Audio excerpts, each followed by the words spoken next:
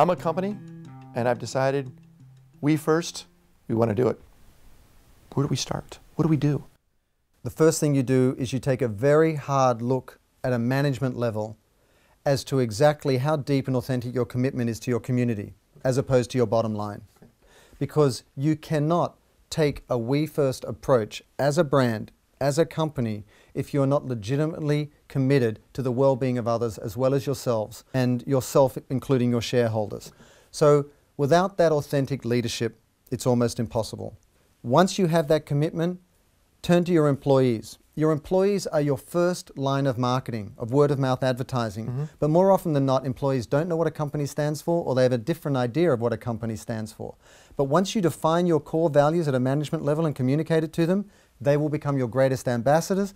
Plus, they'll feel better about working there, and it'll be a place where you can attract new employees. So the management needs to commit to social media, and that may take the form of a video blog once a week, an intranet, like basically an internal community that embraces social media but allows the company to sort of coalesce around those core values.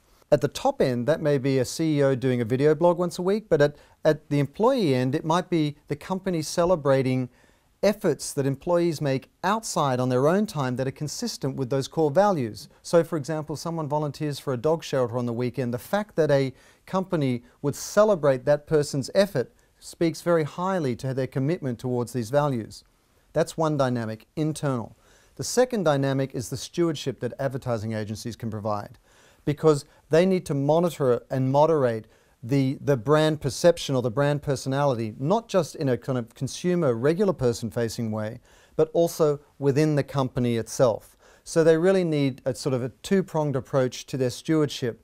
And understandably, most companies and management are caught up in the day-to-day. And it's very hard to see yourself, as compared to somebody outside yourself. So the role of an agency is very powerful, not just in creating the storytelling, but making sure that that brand personality is consistent internally and externally. Can the we first approach inside a corporation help out with employee retention or employee morale? Absolutely. I mean, there are a number of different benefits to social media engagement that often are left out of the ROI, return on investment equation. One is employee retention. Employees are much happier to work for a company that knows what it stands for. They're much prouder to talk about it. And it's very costly to have a high turnover of staff. And it's much more cost effective to keep an existing employee than it is to replace one. Secondly, there's the IP, the intellectual property. You can gain a lot of ideas from your community of customers if you reach out to them. R&D, research and development. You can try things out in your customer base on a small scale before you take it out to market, or you can ask them for ideas at the same time.